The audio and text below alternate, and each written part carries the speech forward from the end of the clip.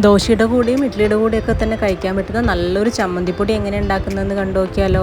അതിനായിട്ടൊരു പാനിലേക്ക് ഒരു 1/4 കപ്പ് അളവിൽ ഉഴുന്ന് പരിപ്പിട്ടിട്ടുണ്ട്. നന്നായിട്ടൊന്ന് ഫ്രൈ ചെയ്തെടുക്കാം. എണ്ണയൊന്നും ചെയ്യാണ്ട് ഡ്രൈ ഫ്രൈ ചെയ്യാണ്.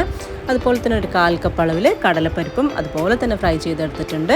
ഇനി വേണ്ടത് അരിയാണ്. നമ്മൾ ചോറ് വയ്ക്കുന്ന അരി എടുക്കാം. അതും ഒരു 1/4 കപ്പ് അളവിൽ ഫ്രൈ ചെയ്തെടുത്തിട്ടുണ്ട്.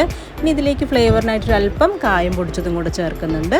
ഇനി ഫ്രൈ ചെയ്ത അരിയും കൂടെ മാറ്റിയതിന് ശേഷം കുറച്ച് വറ്റൽമുളകും കുറച്ച് കറിവേപ്പിലയും കൂടെ ഒന്ന് ഫ്രൈ ചെയ്തെടുക്കാം. ഇപ്പോൾ ഇതെല്ലാം ഫ്രൈ ആയിട്ടുണ്ട്. ഇനി ഇതെല്ലാം നന്നായി ചൂടാറിയതിന് ശേഷം ഒരു മിക്സിയുടെ ജാറിലേക്ക് ഇട്ട് കൊടുക്കാം. ഇതെല്ലാം കൂടെ ഒരുമിച്ച് വേണമെങ്കിൽ നമുക്ക് ഫ്രൈ ചെയ്തെടുക്കാം, അല്ലെങ്കിൽ ഇതുപോലെ സെപ്പറേറ്റ് ആയിട്ടും ചെയ്തെടുക്കാം. ഇനി ആവശ്യത്തിന് ഉപ്പും കൂടെ ചേർത്ത് നന്നായിട്ടൊന്ന് പൊടിച്ചെടുത്ത് കഴിഞ്ഞാൽ നല്ല ടേസ്റ്റിയും അതുപോലെ നല്ല സ്പൈസി ആയിട്ടുള്ള ചമ്മന്തിപ്പൊടി റെഡി. ഈ ഒരു പൗഡർ നല്ല എയർ ടൈറ്റ് ആയിട്ടുള്ള കണ്ടെയ്നറിൽ വെക്കുകയാണെങ്കിൽ കുറേ കാലം കേടാവാതിരിക്കും. നമുക്ക് ദോശയുടെ കൂടെ ഇഡ്ഡലിയുടെ കൂടെയൊക്കെ തന്നെ ഈ ഒരു പൊടിയിൽ ഒരു അല്പം വെളിച്ചെണ്ണയും കൂടെ ഒന്ന് മിക്സ് ചെയ്തതിന് ശേഷം കഴിക്കുകയാണെങ്കിൽ നല്ല ടേസ്റ്റ് ആയിരിക്കും. അപ്പോൾ തീർച്ചയായും ട്രൈ ചെയ്യണേ.